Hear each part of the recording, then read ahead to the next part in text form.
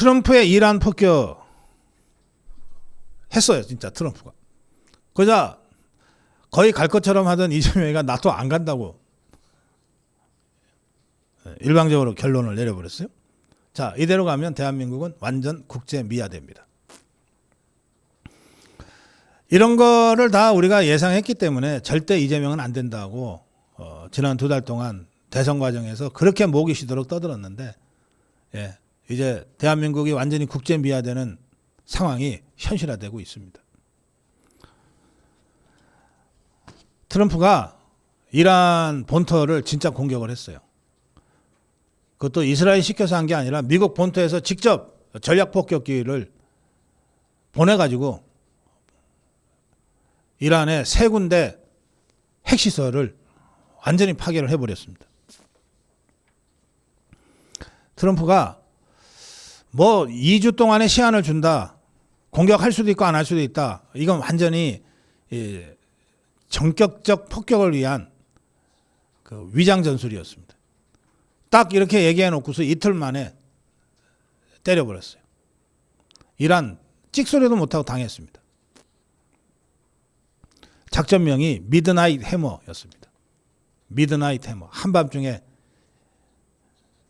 해머. 미드나잇 해머였습니다.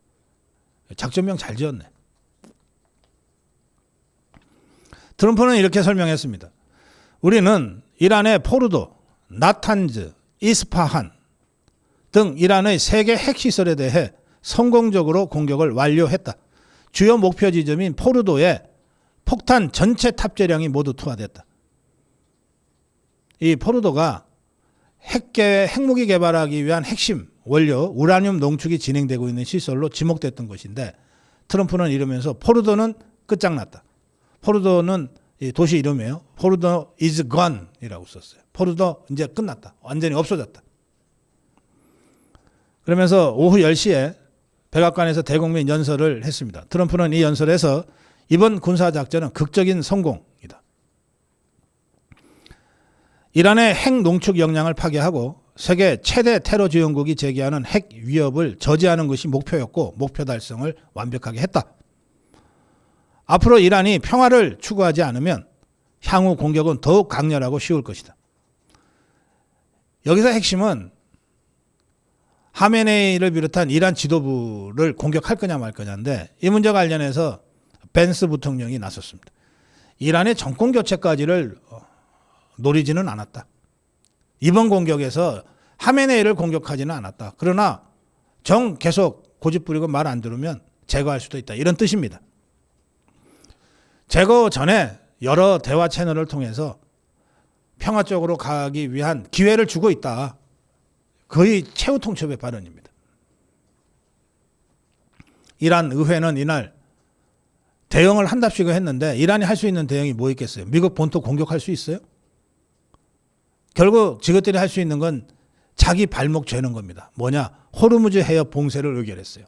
이게 이 중동 지역에서 나는 이 기름의 한 70% 이상이 호르무즈 해협을 통해서 운반이 되는데, 그걸 봉쇄하니까 이제 중동발 석유 위기가 바로 현실화됐는데, 이거는 중동 국가, 이란과 그 중동 국가 산유국들의 발목을 스스로 묶는 것이기도 합니다. 이건 어떤 면에서는 거의 자해적인 자위 수단이죠. 그런데 이건 묶는다고 해서 미국이 꿈쩍이나 하겠습니까? 미국은 이미 중동 석유의 의존도를 대폭 낮춰버려가지고 호르무즈 해협 1년 내내 봉쇄해도 미국이 심각하게 타격받을 일은 없어요. 이제 우리는 타격을 많이 받겠지만 다른 나라들은. 동시에 중동 국가와 이란이 스스로 자해 행위를 계속하는 것이 되기 때문에 매우 심각한 후폭풍이 이란에도 미칠 겁니다. 이란이 할 수 있는 게 그거밖에 없어요, 지금. 그리고 또 하나 한다면 이스라엘에 대한 공격이죠. 그런데 이스라엘은 미사일 공격받으면 가만히 있는 나라입니까? 2배, 3배, 4배로 다시 공격할 거 아닙니까? 이란 국영 프레스TV라고 하는 곳은 포르도 핵시설이 지상 출입구에만 경미한 손상을 입었다, 이렇게 발표를 했는데, 여러분, 벙커버스터가 7개 이상 떨어졌어요. 벙커버스터는 한 기가 지하 최소 60m 이상까지 파괴해버립니다. 때로는 100m 이상의 지하시설까지 완전히 파괴하는 그런 핵무기는 아니지만 핵무기급의 초대형 폭탄입니다. 근데 이 폭탄이 하나도 아니고 여러 개가 떨어졌는데 출입구에만 경미한 손상을 입어요. 뭐 전쟁 중이니까 이란 입장에서는 공식 발표를 이렇게 할 수밖에 없겠지만, 예, 이게 포르도가 얼마나 처참하게 파괴됐는지는 곧바로 미국의 위성사진을 통해서 전 세계인들이 확인하게 될 겁니다. 갑자기 그런데 추미애가 나타났어요. 추미애가 나타났어. 미국의 이란 공격은 정당성이 없어 라고 주장하고 나섰습니다. 국제법상 선제적 자위권의 적법성은 군사력 사용하기 전에 명백하고 현존하는 위험이 있어야 되는데 명백하고 현존하는 위험이 없었는데도 미국이 이란을 선제 공격했다. 그러니까 정당성이 없다. 불법이다. 이렇게 주장하고 나선 겁니다. 자, 네, 추미애한테 묻습니다. 뭐 추미애가 뭐 군사를 알아, 전략을 알아. 어쨌든 자, 명백하고 현존하는 위협은 누가 어떤 근거를 갖고 판단해야 되는 건데 한국에서 그거 알 수 있어요? 우리 능력으로? 아무것도 모르잖아. 현존하고 명백한 위협이라고 하는 거, 그것도 위협을 느끼는 쪽이 미국이라면 미국이 자기들이 갖고 있는 전략자산, 정찰자산을 이용해서 이게 명백하고 현존한 위협이라고 규정하고 공격하면 되는 거예요. 이란을 북한으로 바꿔봅시다. 북한이 우리를 언제든 호시탐탐 공격하려 하고 있는데 특히 그중에서도 수도권을 향해서 장사정포를 수천 발을 갑자기 쏘겠다든지 또는 핵무기를 발사하려고 지하 핵탄도에서 끄집어냈다든지 할 때 그걸 우리의 정찰 전력과 미국과 일본의 정찰 전력이 포착을 했다 칩시다. 일반 국민들은 모를 수밖에 없죠. 또 다른 나라 사람들도 몰라요, 이거. 그러나 우리는 알고 미국과 일본이 알고 이게 현존하는 명백한 위협이라고 생각할 때 어떻게 해야 됩니까? 선제 공격해야죠. 선제 공격해야죠. 그게 킬체인의 기본 핵심이에요. 선제 공격해서 북한의 핵시설을 완전히 파괴해버려야죠. 그리고 북한의 이 모든 것들의 만악의 근원인 김정은이 제거하기 위해서 참수작전 감행해야죠. 그게 대한민국 안보를 위해서 가장 중요한 결정이니까. 이 명백하고 현존하는 위협에 대한 판단은 우리가 하는 겁니다. 우리가 하는 거예요. 무슨 남아메리카의 콜롬비아가 대신해 주는 게 아니라고. 유럽의 핀란드가 대신해 주는 게 아니라고. 이재명이는 뭐 이런저런 이유로 나토 회의에 안 가기로 했다 그러는데 설명이 참 옹색합니다. 국내 여러 현안이 있어서 안 가겠대. 그러면 이재명이는 이제 앞으로 절대 밖에 못 나가지. 국내 현안이 없는 날이 있을까? 국내 현안이 없는 날이 있을까요, 여러분? 평생 못 나가는 거예요, 그러면. 국내 현안 때문에 못 나간다면. 또 중동 사태로 인한 불확실성. 그러면 중동 사태라고 하는 것이 완전히 안정화되고 평화만 존재하는 그런 때가 앞으로 있을까요? 1년 안에 또는 6개월 안에 못 나가는 거예요. 이건 아무 말이 아닌 거예요. 못 나가는 뭔가 다른 이유가 있어. 그걸 설명할 수 없으니까 지금 이렇게 택도 아닌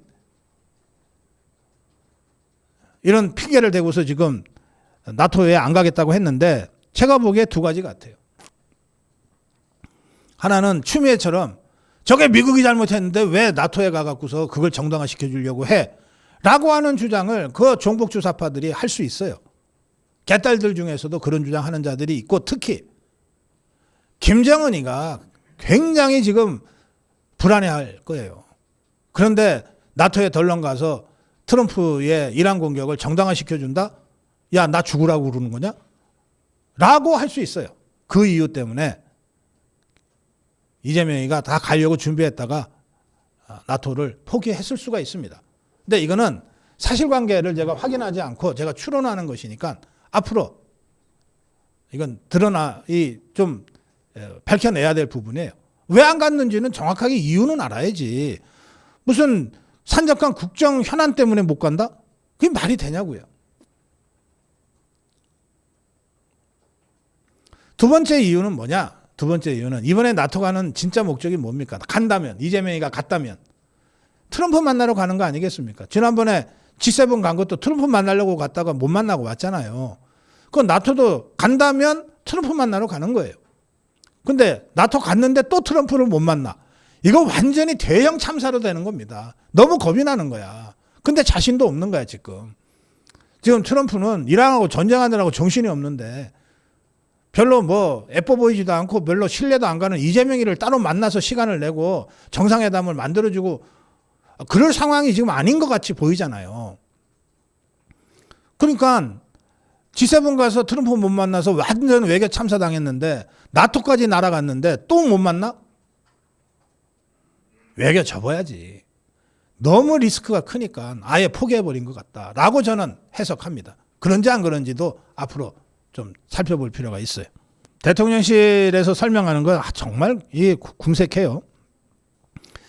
중동 사태가 전쟁으로 번지면서 유가와 환율이 출렁일 텐데 내각 구성도 안 된 상태에서 대통령이 며칠씩 자리 비우는 게 맞느냐는 의견이 강하게 대두됐다. 이럴 때일수록 선진국 클럽에 가야 되는 거고 이럴 때일수록 자유우방 국가들의 정상회의에 가야 되는 거죠. 이럴 때일수록 난 정말 뭔 소리를 하는 건지. 이것들이 설명을 하려면 좀 그럴듯하게 해야지. 보세요. 나토는 2002년에 러시아가 우크라이나 침공했잖아요. 그 침공한 후에 한국, 일본, 호주, 뉴질랜드 이게 나토 정회원국이 아닌데도 이 4개 국가를 매년 초청을 했어요. 나토는 유럽방인데 유럽 국가가 아닌 한국, 일본, 호주, 뉴질랜드를 왜 초청했겠어요, 매년? 러시아의 침공에 공동 대응하기 위한 전 세계 자유우방 국가들의 연대를 확인하기 위해서 아닙니까? 그래서 윤석열 대통령은 3번 간 거예요. 매년 나토 회의에 갔다 온 거예요. 그런데 이번에 이재명이가 안 가. 안 가기로 결정했어요. 안 가. 그러면 유럽 국가들이 어떻게 생각할 거예요? 또 당장 같은 태평양 국가인 일본, 호주, 뉴질랜드는 갈 텐데 어떻게 생각할 거예요? 한국이 뭐 권력이 바뀌었다 그러더니 외교도 바뀌었나? 그렇게 생각할 거 아니에요. 이게 대한민국이 국제 미화되는 길입니다. 그래서 이 문제를 윤상현이 강력하게 문제 제기한 겁니다. 지금이라도 가야 된다. 나토 안 가기로 한 것은 매우 잘못된 일이다. 당장 미국이 제시한 관세 유예 시한이 7월 8일이다. 이제 보름밖에 안 남았다. 또 미국이 국방비 증액 계속 요구하고 있다. 지금이라도 가서 어떻게든 트럼프를 만나서 이런 문제를 해결하려고 하는 게 외교지. 도대체 뭐 하고 있냐? 어떻게 왜 안 간다는 결정을 내리냐? 또 나토는 세계에서 가장 강력한 군사동맹 아니냐? 자유민주주의 집단안보의 핵심 축 아니냐? 여기에 오지 말라고 해도 가야 될 판에 초청을 받았는데 왜 안 가냐? 스스로 왕따되는 길을 선택한 것 아니냐 지금 이게. 그래 뭐 국내 산적한 현안? 그러면 이재명이가 국내에 있으면 해결되냐 그러면. 국익 앞에 무슨 핑계를 할 수 있냐. 지금이라도 나토 가라. 이게 윤상현의 주장입니다. 조선일보는 사설에서 나토 정상회의 불참은 국익 손상이 우려되는 매우 잘못된 결정이다. 이걸 사설로 썼습니다. 그러면서 결과적으로 나토에 안 감으로써 한미 정상 대면 기회만 더 늦춰졌다. 이제 언제 어떻게 만나야 될지 더 어려워졌다. 더 난감해졌다. 만약에 이재명이가 나토에 안 가겠다고 결정한 거가 이른바 자주파의 말을 듣고 하는 것이라면 그런 분석과 관측이 있는데 그런 것이 사실이라면 그야말로 한미관계의 적신호다 이것은.